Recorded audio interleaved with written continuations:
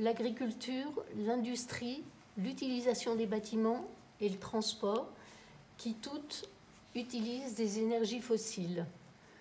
L'agriculture émet des gaz à effet de serre, autres que le carbone. Ouais, le méthane et le protoxyde d'azote. Ouais, et entraîne une déforestation.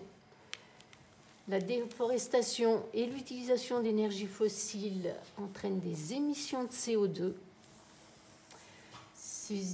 Le CO2 est en partie absorbé par les océans pour un quart, par la photosynthèse pour un quart, et la moitié se retrouve dans l'atmosphère. Ce qu'on appelle les puits de carbone.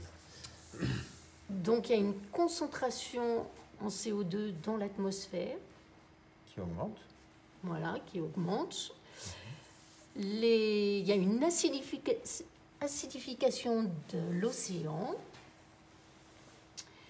Bon, l'acidification de l'océan entraîne des problèmes de calcification, entraîne des problèmes avec les planctons.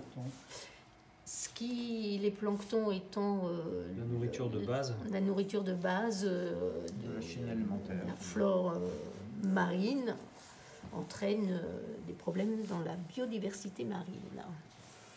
La concentration en CO2 entraîne un effet de serre additionnel. Bon, après, là, il y a forçage radiatif. Ça, c'est compliqué. Ça, c'est compliqué. Pour les ingénieurs. Voilà. Bilan énergétique.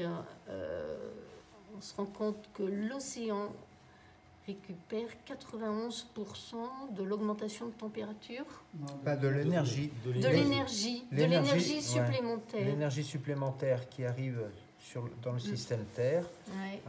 Et va être absorbée à 91% par les océans, à 3% va générer la fonte des glaces, 5% va se dissiper dans le sol et 1% va causer notre problème de réchauffement climatique dans l'atmosphère. Voilà, donc ce bilan énergétique, c'est la suite logique, c'est la fonte de la banquise, la fonte des glaciaires, les hausses de la température et hausse de la température de l'eau. Hausse de la température de l'eau, conséquence immédiate, montée des eaux, ainsi que la fonte des calottes glaciaires. En fait, pas vraiment. Là, c'est directement l'énergie qui arrive. C'est une résultante du bilan énergétique qui fait fondre les calottes glaciaires, la banquise. Après, que la calorie elle est pas transitée par l'eau, c'est tout à fait probable. Mais en fait,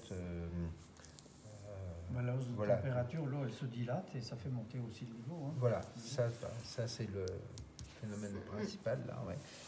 Donc hausse des températures. Donc on assiste à des canicules, à une migration de certains animaux qui entraînent souvent des maladies, un enneigement moindre, la fonte des glaciers, voilà, le ralentissement du Gulf Stream. Et oui, avec le vecteur de maladie, on se va retrouver avec ça commence un peu déjà avec comme la peste, les voyages, les transferts de population. Donc, montée des eaux, on va se retrouver avec des submersions, des régions qui vont être inondées. Le cycle de l'eau va être perturbé avec des endroits très secs et d'autres avec des pluies très importantes. Et ça aura des conséquences sur les ressources en eau douce. Et bien sûr, perturbation de cycle de l'eau, sécheresse, crue, la hausse de la température de l'eau des océans entraîne des cyclones et tout ça. Voilà, la biodiversité terrestre. Des ressources agricoles qui sont liées la baisse de la biodiversité marine. Voilà, et puis la baisse des rendements agricoles avec les sécheresses, avec ou les crues. Les problèmes de ressources en eau douce aussi. Voilà. Une baisse de- Et puis, biodiversité terrestre avec des problèmes sur la santé humaine, des risques de famine avec la baisse des rendements agricoles, entraînant des réfugiés climatiques avec des risques de conflits armés.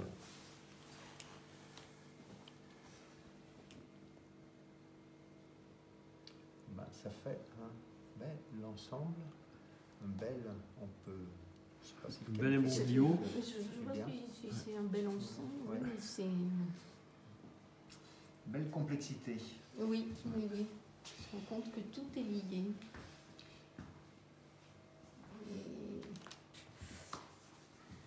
Et c'est vrai qu'il y a quelques... Oui, voilà, c'est ce bilan énergétique, là, le forçage radiatif, là, l'effet de serre additionnel, ça c'est des éléments très techniques, mais au final très... qui entraînent des